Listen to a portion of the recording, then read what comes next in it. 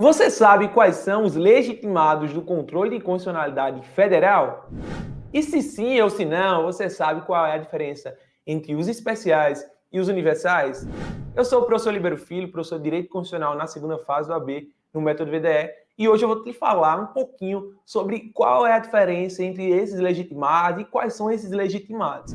Você já deve saber que o controle de constitucionalidade na esfera federal, ele é realizado pelo Supremo Tribunal Federal, através da ADI, da ADC, da ADO e da DPF.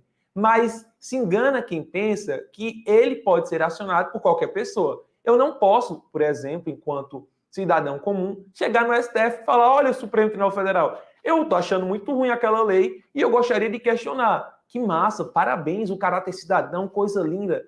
Mas eu não tenho essa legitimidade. Por quê? Por se tratar de um controle a nível federal, controle concentrado, e da sua relevância, ele só pode ser ajuizado através das ações de controle que eu já citei e de um legitimado que é mencionado na Constituição Federal. É isso mesmo. Você, para ajuizar um ADI, por exemplo, precisa estar mencionado no artigo 103 da Constituição Federal. E quais são os legitimados que estão neste artigo 103, professor?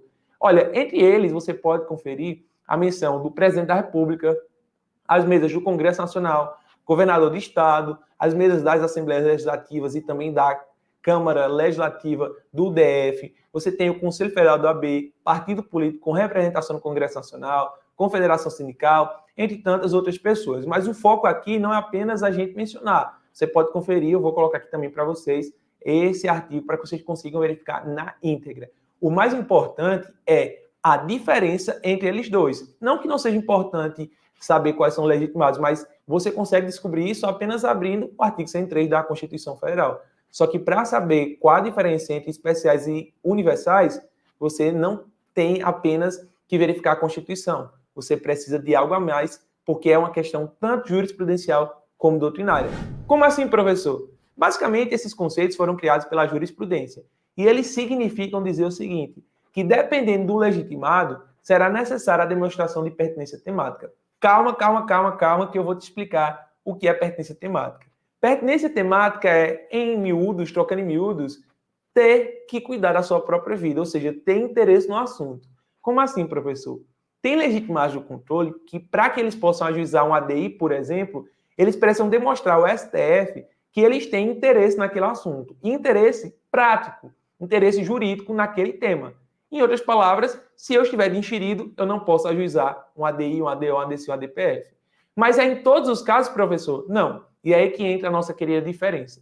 Os legitimados universais são aqueles que podem ajuizar as ações de controle sobre qualquer tema, porque parte da premissa que eles têm interesse em todos os temas, como, por exemplo, o presidente da República, o Conselho Federal do AB e até também o partido com representação no Congresso Nacional. Esses e outros podem ajuizar as ações de controle, independente se eles têm ali um tema relacionado ao assunto ultra direcionado, ultra vinculado ao interesse deles, institucional deles. Por quê? Porque como presidente ele tem a relevância nacional, parte da premissa que ele tem interesse. O partido político, igualmente, o Conselho Federal do AB, igualmente, o PGR, igualmente, entre outras pessoas. Já os legitimados especiais são aqueles que, para que possam ajuizar as ações de controle, precisam que demonstrar a pertinência temática, que tem interesse no assunto. E eu posso citar para vocês, por exemplo, os governadores do Estado e do DF, e também as confederações sindicais, entidades de classe de âmbito nacional. Ela só pode representar perante a OAB uma legislação se tiver a demonstração do interesse. Então, o governador de Pernambuco só pode ajuizar um ADI, ou melhor dizendo, a governadora de Pernambuco só pode ajuizar um ADI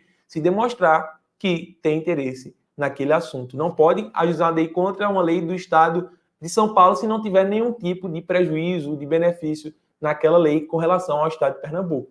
Assim como eu citei as entidades de âmbito nacional, as confederações sindicais, as entidades de classe que representam também alguns profissionais perante a nossa nação. Então, basicamente, essa é a diferenciação. Eu espero que vocês tenham entendido e caso surja alguma dúvida, coloca aqui nos comentários ou me chama lá no Instagram, @liberofilho, que eu estarei disponível para te auxiliar. É isso. Muito obrigado pela atenção. Até a próxima e bye, bye.